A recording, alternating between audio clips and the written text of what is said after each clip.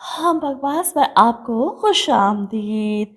उम्मे Ayesha drama बहुत जल्द अपने इख्तिताम को पहुंचने वाला है। रमज़ान मुबारक में लगने वाला ये ड्रामा उम्मीद नहीं थी कि इतनी जल्दी ख़त्म कर देंगे जियो वाले। वो तो ड्रामे को तोड़ मरोड़ कर इसका सत्यानाश करके ख़त्म करते हैं, लेकिन ये शायद एक महीने के लिए स्पेशल ड्रामा बनाया गया था, जिस तरह बाकी कॉमेडी ड्रामे बनाए जाते हैं। तो इसीलिए अब इसकी लास्ट एपिसोड देखने वाले हैं आप, जिसमें आप देखेंगे कि असवद जो अनुषा के सामने इजहार करता है कि वो आयशा से मोहब्बत करता है। अनुषा तो पहले हैरान रह जाती है, लेकिन फिर लानत भेजती है इस रिश्ते पर और असवद पर। अपनी माँ के सामने नॉर्मल बिहेव करती है कि अच्छा हुआ मेरी जान छूटी इस रिश्ते से और असवद से। शुक्र है शादी नहीं हुई हमारी, वरना मेरा क्या हाल करता। इसकी माँ सर पकड़कर बैठी हैं कि पछताओगी तुम अनुषा, अभी तुम्हें समझ नहीं आ रही, लेकिन मुझे पता है तुम असवद के बगैर नहीं रह सकती। वहीं दूसरी तरफ असवद के माँ बाप को यकीन नहीं आता कि इसकी बात कि वो इतना कैसे बदल सकता है। जो कल तक आयशा से नफ़रत करता था, मोहब्बत के दावे कैसे कर सकता है। वो इसका बचपना समझ कर इसे डांट देते हैं, लेकिन असवद भी अपनी माँ से कहता है क्यों मुझे आयशा से मोहब्बत क्यों नहीं हो सकती। आप ही तो यही चाहती थी कि मेरा और आयशा का रिश्ता हो जाए, शादी हो जाए, तो अब क्यों इस बात को समझ नहीं रही। मैं वाकई आयशा से सच्ची मोहब्बत करने लगा हूँ। ये बात सुनकर यास्मीन बेगम तो खुश हो जाती हैं। वो तो यही चाहती थी कि इनके बेटे को आयशा जैसी बीवी मिले। वो फ़ौरन अपने शोहर के साथ आयशा के घर पहुँच जाती हैं इसका रिश्ता मांगने। आज हम आपकी बेटी आयशा का अपने बेटे असवद के लिए रिश्ता मांगने आए हैं, इनकार मत कीजिएगा। ये सुनकर आयशा के माँ बाप के चेहरे पर खुशी और इत्मीनान है।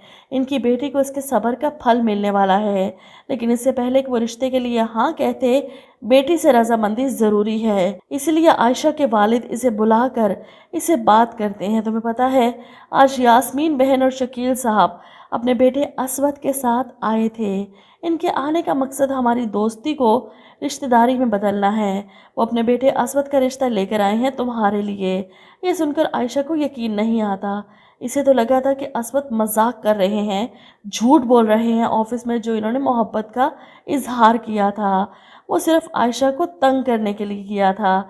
इसलिए तो आयशा इन्हें ठुकरा कर इनकी बात को रद्द करके वहाँ से चली गई थी। और अब जब असवद बाकायदा रिश्ता लेकर आए हैं अपने माँ बाप के साथ, तो आयशा हैरान है कि वो सच में मुझसे मोहब्बत करने लगे हैं। मोहब्बत तो ये भी करती थी, इसलिए इनकार नहीं करेगी, सर झुका लेगी अपने माँ बाप के फैसले के आगे। और यहाँ यास्मीन बेगम और शकील साहब को फ़ोन कर दिया जाएगा रजामंदी का। रिश्ता तय होने के बाद दोनों घरों वाले खुश हैं। और जब ये बात अनुषा को पता चलती है कि असवद का रिश्ता आयशा से तय हो गया है और इनकी शादी होने वाली है, ये सुनकर तो अनुषा से बर्दाश्त ही नहीं होता।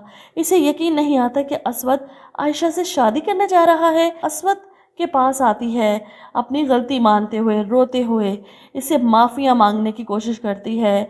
इस पर असवद कहता है कि बहुत देर हो गई अनुषा, अब पलटने का क्या फ़ायदा। कितना तुम्हें समझाया, लेकिन तुमने कभी मेरी बात नहीं मानी।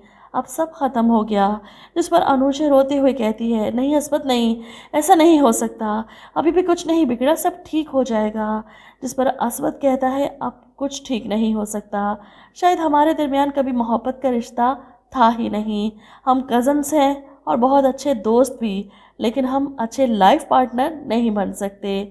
और यूँ बिलाखिर आखिरी किस्त में हमें असवद और आयशा की शादी देखने को मिल जाएगी, जिसके बाद आयशा को इसके सब्र का इनाम मिलेगा असवद की सूरत में। और वहीं अनुषा को होगा अपनी गलतियों का एहसास।